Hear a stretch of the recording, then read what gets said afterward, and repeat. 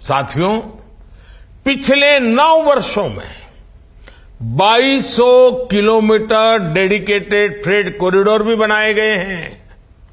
इसकी वजह से मालगाड़ियों के ट्रेवल टाइम में काफी कमी आई है।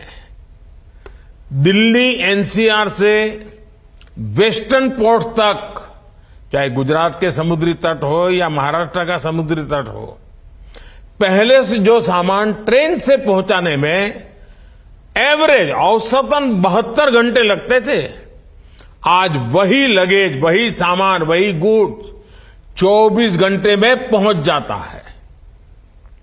ऐसे ही दूसरे रूट्स पर भी टाइम में 40% की कमी आई है।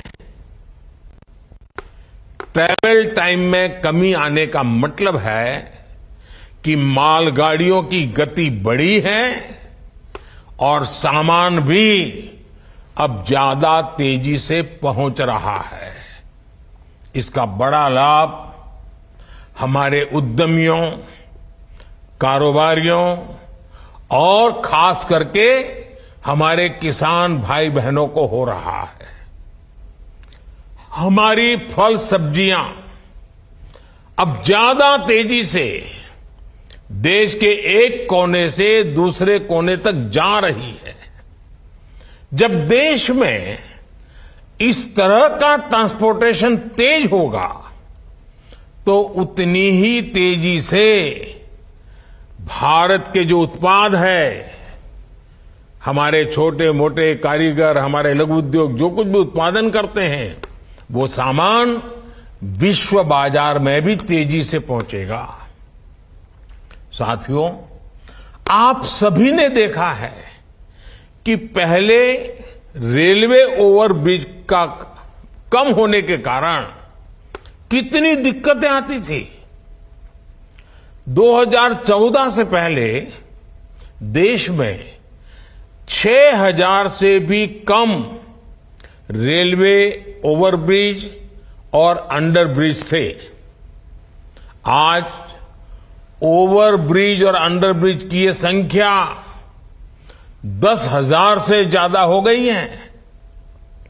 देश में बड़ी लाइन पर मानव रहित क्रॉसिंग की संख्या भी 0 हो चुकी है। रेलवे और रेलवे प्लेटफॉर्म पर यात्री सुविधाओं के निर्माण में आज बुजुर्गों की, दिव्यांगजनों की जरूरतों का विशेष ध्यान रखा जा रहा है।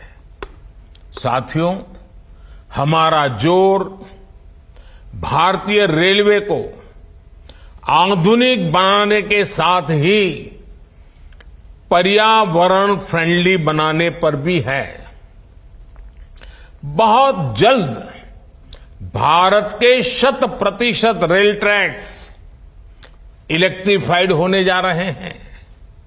यानी कुछ ही वर्षों में भारत की सारी ट्रेनें सिर्फ बिजली से चला करेगी। इससे पर्यावरण की कितनी बड़ी मदद होगी, आप अंदाजा लगा सकते हैं।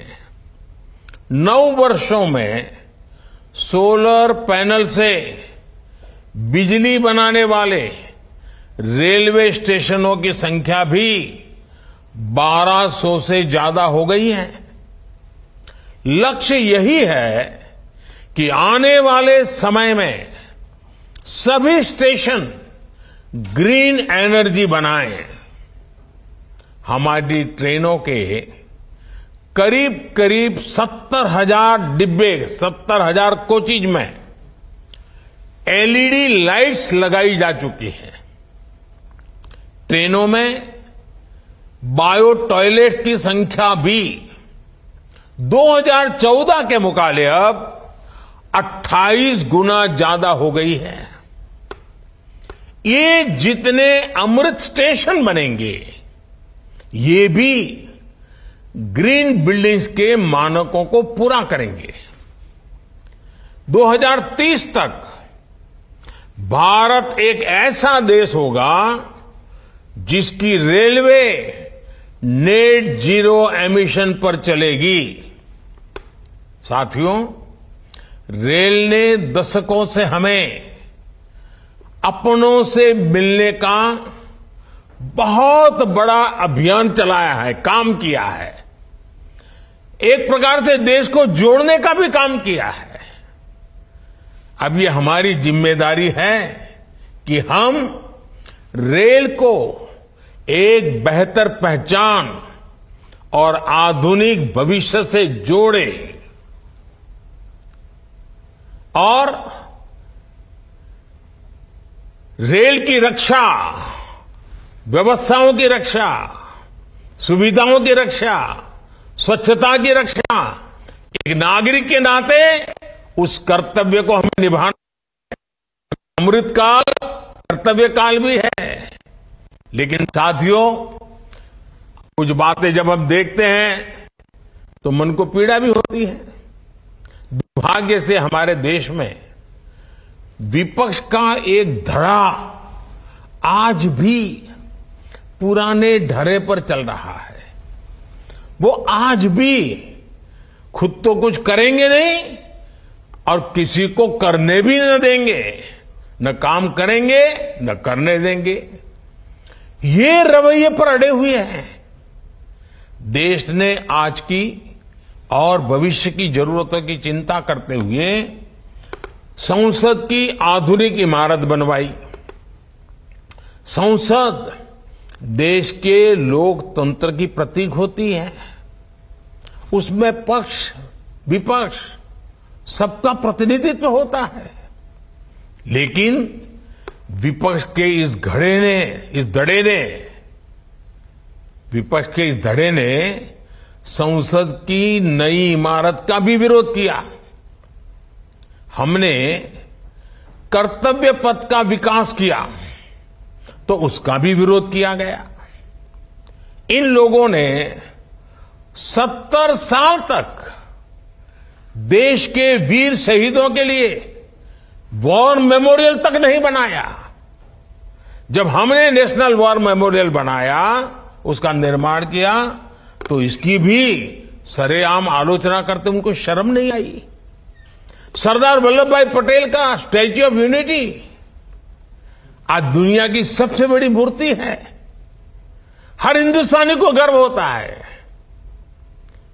और कुछ राजनीतिक दल चुनाव के समय तो सरदार साहब को याद कर लेते हैं, लेकिन आज तक इनका एक भी बड़ा नेता स्टैच्यू ऑफ यूनिटी में जाकर के सरदार साहब की इस भव्य प्रतिमा के न दर्शन किए न उन्हें नमन किया है।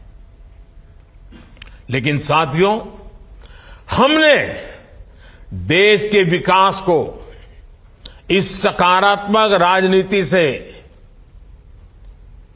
आगे बढ़ाने का फैसला किया है और इसलिए नकारात्मक राजनीति से ऊपर उठकर सकारात्मक राजनीति के मार्ग पर एक मिशन के रूप में हम चल रहे हैं। किस राज्य में किसकी सरकार है, कहां किसका वोट बैंक है, इस सब से ऊपर उठकर हम पूरे देश में विकास को सर्वोच्च प्राथमिकता दे रहे हैं। सबका साथ, सबका विकास, ये धरती पर चरितार्थ करने के लिए जी जान से जुटे हैं।